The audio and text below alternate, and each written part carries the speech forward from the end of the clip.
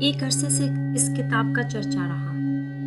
یہ کتاب بھٹو مرحوم نے جیل کی اس کوٹری میں لکھی جو ان لوگوں کے لیے مخصوص کی ہوتی ہے جنہیں موت کی سزا دی گئی ہو۔ راولپنڈی جیل میں موت کی وہ کوٹری جہاں شہید بھٹو نے اپنی زندگی کے آخری ایام گزارے، اور یہ کتاب کاغذوں کو گھٹنوں پر رکھ کر مکمل کی کہ انہیں وہاں لکھنے پڑھنے کی سہولتیں حاصل نہیں تھیں۔ مسمار کی جا چکی ہے، لیکن یہ موت کی کوٹری لازوال ہو چکی ہے۔ مٹی اور اینٹوں سے بنی ہوئی وہ کوٹری تو ماشاء اللہ کے حکمران نے اپنی زندگی کے آخری دنوں میں مسمار کروا دی، لیکن اس کوٹری میں لکھی گئی یہ کتاب موت کی اس کوٹری کو ہمیشہ زندہ رکھے گی۔ اردو اور غیر ملکی زبانوں میں جیل میں لکھی جانے والی کتابوں کی تعداد خاصی ہے، اور ان میں سے بعض کو دائمی اہمیت اور شہرت بھی حاصل ہے۔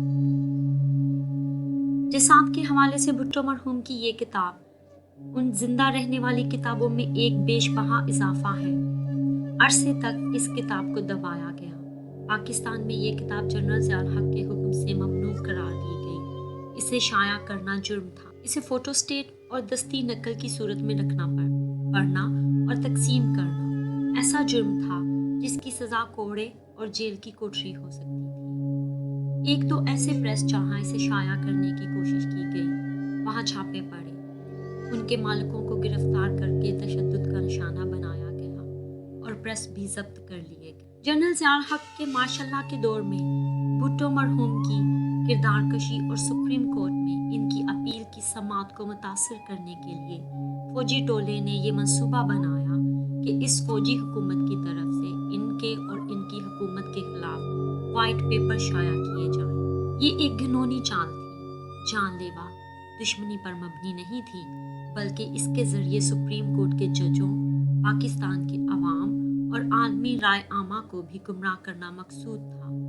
بھٹو مرحوم نے مارشل لا کی حکومت کی طرف سے شائع، جاری اور تقسیم کیے جانے والے 2 وائٹ پیپر کا جواب اس کتاب میں دیا ہے۔ اس کے بعد 3 مزید جلدیں شائع ہوئیں، جن کا جواب بھٹو مرحوم نہ دے سکے کیونکہ ان کی زندگی کی ڈوری پھانسی کے پھندے کے ذریعے کاٹ دی گئی تھی۔ بھٹو مرحوم نے مارشل لا حکومت کی طرف سے مرتب کردہ ان 2 وائٹ پیپرز کی جلدوں کا جواب سپریم کورٹ میں پیش کرنے کے لیے لکھا تھا۔ سپریم کورٹ نے اس دستاویز کو کوئی اہمیت نہ دی۔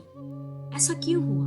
یہ ایک الگ موضوع ہے اور اس کے مضمرات بھی اب تک کے ڈھکے چھپے نہیں رہے۔ بہرحال مارشل لا حکومت کی پوری مشینری حرکت میں آ گئی کہ بھٹو مرحوم کے اس جواب کو دبایا اور نیست و نابود کر دیا جائے۔ اپنی جگہ یہ طرز عمل کتنا گھناؤنا ہے، اس کے بارے میں کچھ کہنے کی ضرورت نہیں۔ قدم قدم پر اسلام کا نام لینے والے اور قرآنی آیات پڑھنے والے جنرل ضیاء الحق کو یہ سیدھا سادھا انسانی، اخلاقی، مذہبی اور قانونی اصول یاد نہ رہا کہ ملزم کو جواب دینے کا ہر طرح کا حق ہے اور اسے اس حق سے محروم کرنے والا دین و دنیا دونوں لحاظ سے خود بہت بڑا مجرم اور گناہگار ہوتا ہے۔ تمام تر پابندیوں کے باوجود بھٹو مرحوم کی اس آخری تحریر کے حصول کے لیے پاکستانی عوام جدوجہد کرتے رہے۔ فوٹو اسٹیٹ کاپیوں کی صورت میں یہ خفیہ طور پر پڑھتی جاتی رہی۔ یہ فوٹو اسٹیٹ کاپیاں نامکمل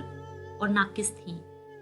دوسری طرف پڑوسی ملک بھارت میں اس کتاب کو موقع پرستوں اور تاجروں نے اپنے انداز میں استعمال کیا۔ اس اہم ترین تحریر کے ناقص اور نامکمل اردو ترجمے ہوئے، انہیں بڑے ناقص انداز میں شائع کیا گیا۔ انگریزی میں بھی اسے بہت سے ناشروں نے ادھورا ہی شائع کر کے پڑھنے والوں کے تجسس اور ذوق کا استحصال کیا۔ اس ترجمے کی صورت میں پہلی بار بھٹو مرحوم کی اوریجنل تحریر کا مکمل اور پورا اردو ترجمہ پیش کیا جا رہا۔ یہ ترجمہ مستند کتاب سے کیا گیا ہے جو بھٹو مرحوم کی اپنی تحریر تھی۔ اس میں کوئی شبہ نہیں کیا جا سکتا جو بھٹو مرحوم نے یہ تحریر راولپنڈی جیل کی موت کی کوٹری میں لکھی، اور اب جب اس کا پہلا ترجمہ آپ تک پہنچ رہا ہے تو وقت کے پلوں کے نیچے سے بہت سے پانی تیزی سے بہہ چکے ہیں۔ جنرل ضیاء الحق اپنے خوفناک انجام سے دوچار ہو چکا ہے۔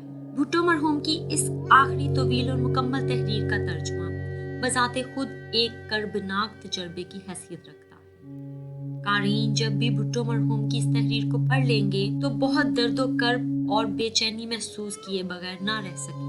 अगर मुझे कत्ल किया, ये एक अहदे तारीख का आईना है जिसमें एक दौर अपनी तमाम तर भयानक शबियों के साथ नजर आता है। हम तसव्वुर कर सकते हैं कि भुट्टो मरहूम ये किताब लिखते हुए किस कर्ब से गुजरे होंगे।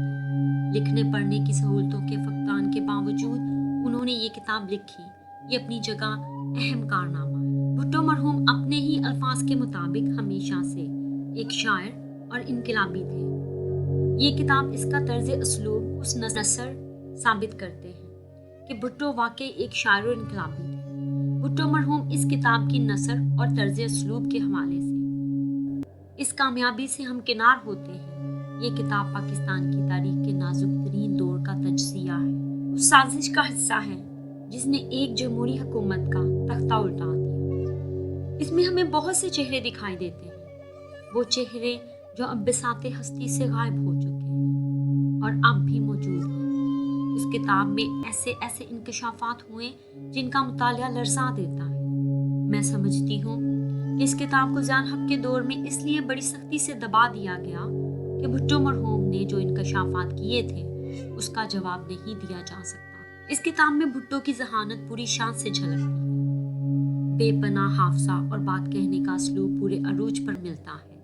एक कानूनदान और अजीम अवामी सियासतदान की हैसियत से भी ये किताब इनका रोशन पहलू हमारे सामने लाती है। ये किताब उनकी बेपनाह ज़कावत, मुल्क व अवाम के साथ दर्दमंदी का इजहार करती है। हालात और आने वाले दिनों का जिस अंदाज से वो तज्जिया करते हैं, इस पर मैं इसलिए कुछ नहीं कहूँगी कि 1978 में लिखी जाने वाली इस किताब ने आज 2022 तक भुट्टो के तज्जिये और बसीरत पर सदाकत की गई मोहरे मस्बत कर दी है। भुट्टो ने मारूजियत को पेशे नजर रखा है, अपनी हुकूमत की खामियां बड़ी दिलेरी से पेश की हैं, खुद एहतसाबी का इजहार बेबाकी से मिलता है और पाकिस्तान के मुस्तकबिल के हवाले से एक अजीम रहनुमा ही नहीं बल्कि एक सच्चे मुहब्बे वतन पाकिस्तानी की हैसियत से सामने आते हैं। ये किताब सच्चे वाक़यात और किरदारों का दिलचस्प लर्जा इजहार करती है। जब भुट्टो अवामी और फलसफियाना दानिश के इम्तिजाज से तंज करते हैं तो इनकी तहरीर का हुस्न निखर कर मौसर होकर सामने आता है। भुट्टो की तंज बड़ी ताकतवर है क्योंकि ये चंद हकायक पर मुश्तमिल नहीं